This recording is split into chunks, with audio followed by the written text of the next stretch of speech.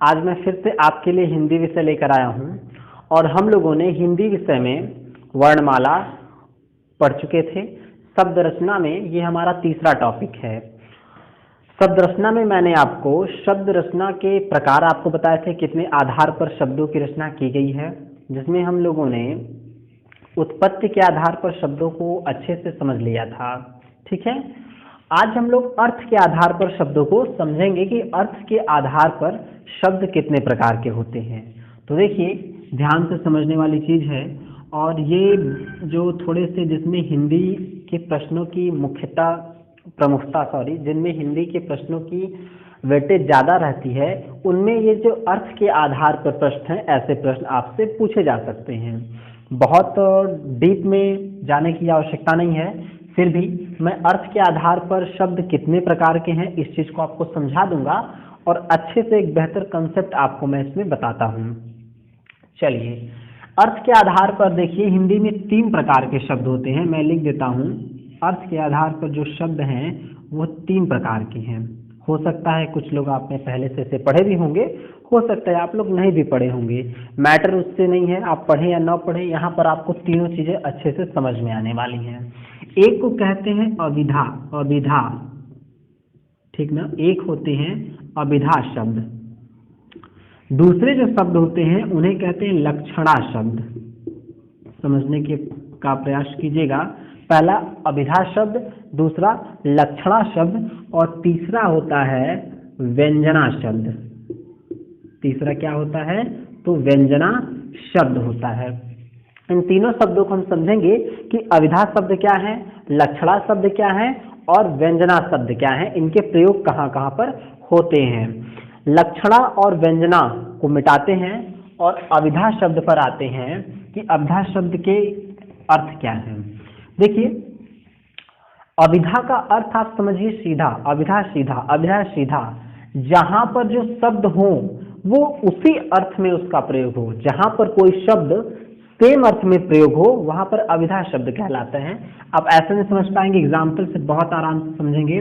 जैसे वह अच्छा लड़का है, अच्छा लड़का है, मेरी बात समझिएगा, वह अच्छा लड़का है। तो ये जो अच्छा शब्द है ना, ये सीधा है। यहाँ पर अच्छा का अर्थ क्या है? अच्छा है, इंग्लिश में गुड कहेंगे। ठीक है, एक दूसरा एग्जांपल देखिए। जैसे मान लीजिए वह बुरा लड़का है, मैंने कह दिया वह बुरा लड़का है, तो बुरा हो गया। अब बुरा क्या है? बुरा का सेंस बुरे से होता है, कुछ और सेंस इसका निकलता नहीं है। अगर हम कह दें गांधी जी महान थे, हमने कहा कि गांधी जी महान थे, तो महान का अर्थ क्या होता है? महान है, मान लीजिए महान है लिख दिया, तो महान का अर्थ क्या होता है? महान, ग्रेट। तो जहां पर जो शब्द आए और वो खुद का ही अर्थ लेकर आए, उससे किसी और चीज ना प्रकट हो, वहां पर क्या हो जाएंगे? वो अभिधा शब्द कहलाएंगे। जैसे आपको मैंने एग्जांपल दिया, वह अच्छा लड़का है, वह बुरा लड़का है, गांधी जी महान है या गांधी जी महान थे, तो महान हो गया, अच्छा हो गया, बुरा हो गया। ये जो शब्द हैं ये अभिधा शब्द आएंगे, अभिधा शब्द कहलाएंगे। बात आप समझ रहे होंगे। अभिधा का अर्थ आप समझिए सीधा, जहां पर जो शब्द सीधे सीधे अपने अर्थ के लिए प्रयोग किया जाए उन शब्दों को हम अभिधा शब्द कहेंगे। अब दूसरे टॉपिक पर आते हैं। उम्मीद करते हैं अभिधा शब्द आप समझ गए होंगे। अब हम दूसरे टॉपिक पर आएंगे और आसानी से समझेंगे। प्रयास फिर से मैं आपको बता दूं, प्रयास मेरा ये है कि छोटी सी वीडियो में मैक्सिमम चीज मैं आपको दे सकूं। जो दूसरा टाइप है उसे हम कहते हैं लक्षणा शब्द। उसे हम कहते हैं, क्या कहेंगे? उसे हम कहेंगे लक्षणा शब्द। अब इन लक्षणा शब्द को समझने का प्रयास कीजिए कि लक्षणा शब्द क्या है। लक्षणा से आपको बात समझ में आ रही होगी। लक्षण, तो जहां पर किसी शब्द को उसके लक्षण के हिसाब से प्रयोग किया जाए, वहां पर उस शब्द को हम क्या कहेंगे? लक्षणा शब्द कहेंगे। एग्जाम्पल दे रहे हैं, आसानी से आप समझ सकते हैं। जैसे मैंने एक एग्जाम्पल आपको दिया कि श्याम अपने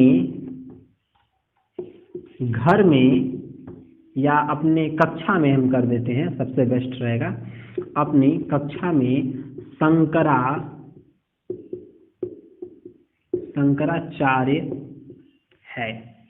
अब बात समझिएगा, श्याम अपने कक्षा में शंकराचार्य है, तो शंकराचार्य होने का क्या मतलब है कि क्या वो शंकराचार्य है? नहीं, इस शंकराचार्य का तात्पर्य ये है कि शंकराचार्य जो थे वो काफी तेज बुद्धि के थे, काफी तीव्र बुद्धि के थे, तार्किक ज्ञान उनके अंदर था, ठीक है, किसी भी मुद्दे पर अच्छी बहस करने की कैपेसिटी उनके पास थी।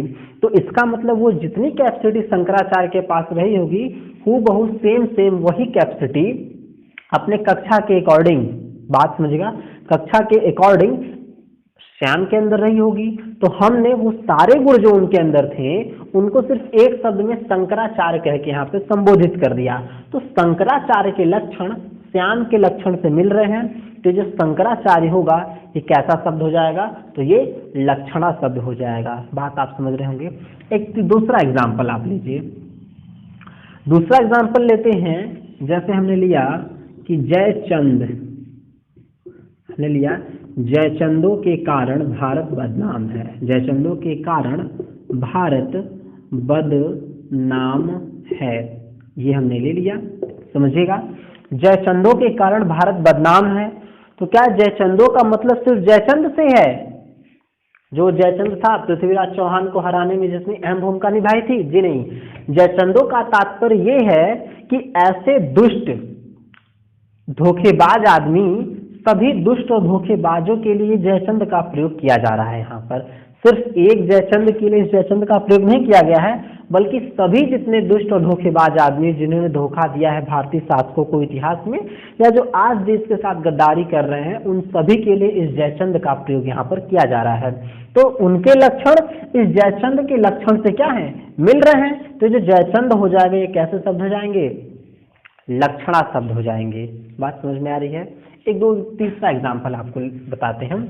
तीसरा एग्जाम्पल हम लिखते हैं, जैसे एक एग्जाम्पल मैं लूं कि मान लिया क्या नाम इनका,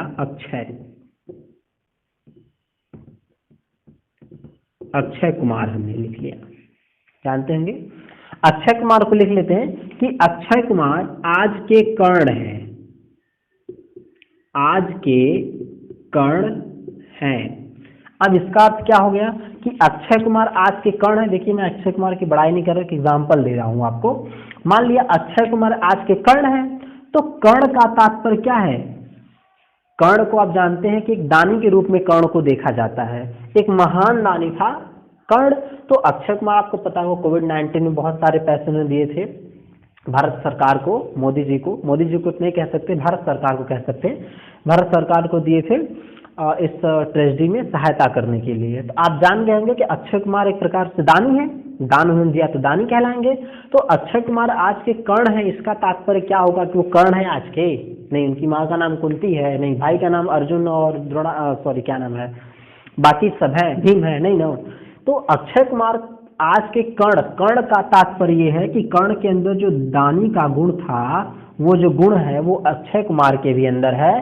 तो कर्ण के जो लक्षण हैं वो अक्षय कुमार के अंदर हैं, कर्ण के जो लक्षण हैं वो अक्षय कुमार के अंदर हैं, इसीलिए अक्षय कुमार को आज का कर्ण कहा जा रहा है। तो जो कर्ण हो जाएगा ना, ये क्या हो जाएगा?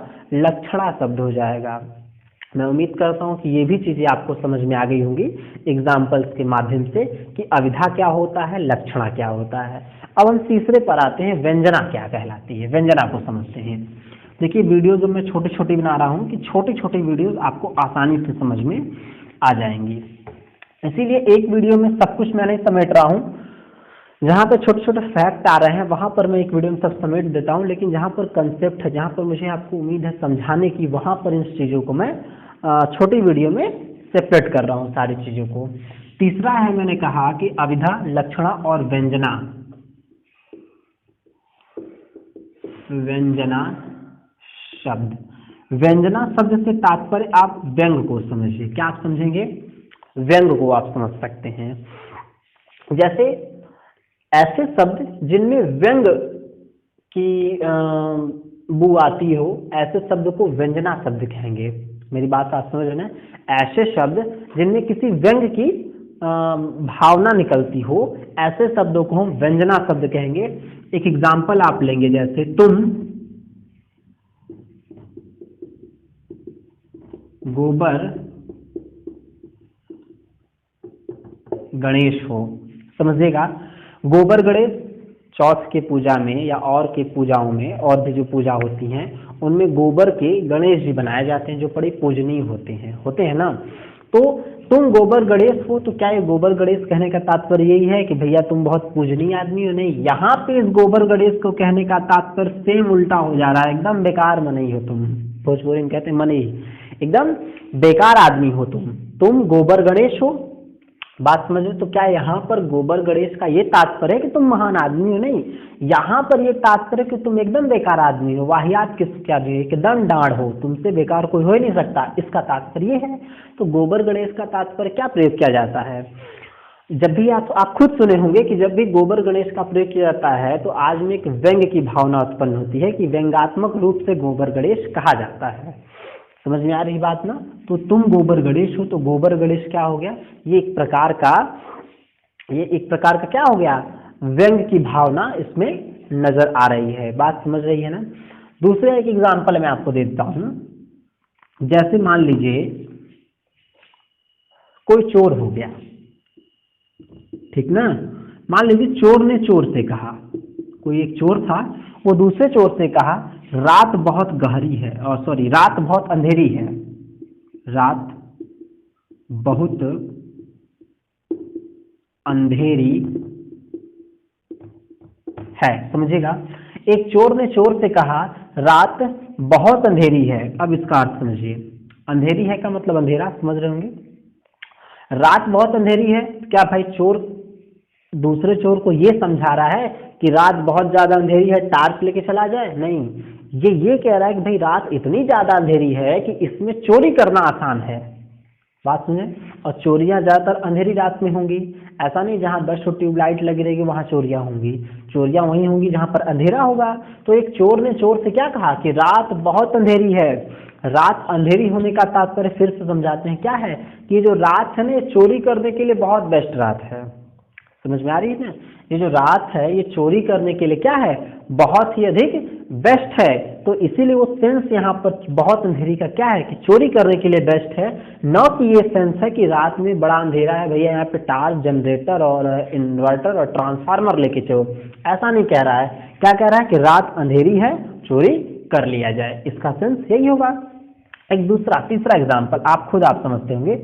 इनकेस आप कहेंगे फुल्की खाने, गुपचुप, पानीपुरी, और जब आप जा रहे हैं कहीं पहुंच गए और खाना आप स्टार्ट कर दिए, 3rd क्लास का वो बहुत ही वाहियात बनाया था, तो उसके सामने लोग नहीं कहते मजा लेने के लिए कि बहुत टेस्टी फुल्की है, बहुत टेस्टी गुपचुप है, तो वो वहां पर जो टेस्टी शब्द कर रहे हैं, पानी आ रहा है, वो जो टेस्टी शब्द कह रहे हैं उसका सेंस क्या है? बहुत टेस्टी है नहीं, बहुत अधिक वाहियात चीज वो बना कर दे रहा है।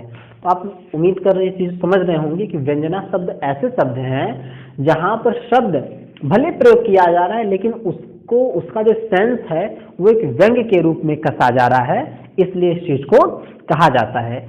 आप और भी सुने होंगे, कुछ टीचर्स जब पढ़ाते हैं तो कोई कहते हैं ना, एक एग्जाम्पल मैं आपको देता हूँ। टीचर पढ़ाते हैं ना, कहते हैं अरे बहुत तेज है। बहुत तेज है का तात्पर्य क्या है? बहुत तेज है का तात्पर्य ये नहीं कि वो काफी अधिक तेज है, वो उस पर व्यंग कस रहे हैं कि 1 नंबर का गधा लड़का एकदम बेकार है। लेकिन अगर वो कहते हैं कि वो 1 नंबर का गधा लड़का है तो ये क्या हो जाएगा?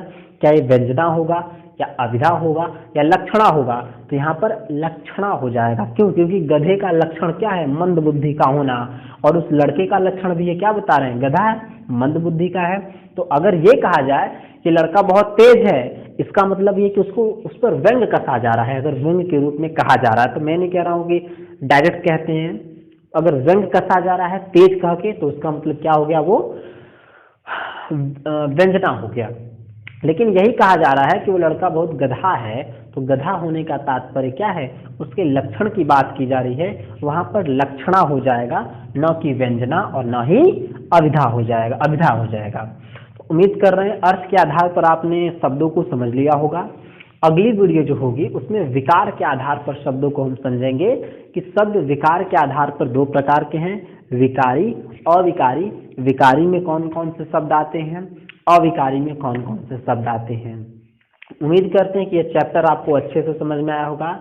आप देखते रहिए, पढ़ते रहिए, आपको जो ना समझ में आप कमेंट करते रहिए। मिलते हैं अगले वीडियो में, तब तक के लिए धन्यवाद।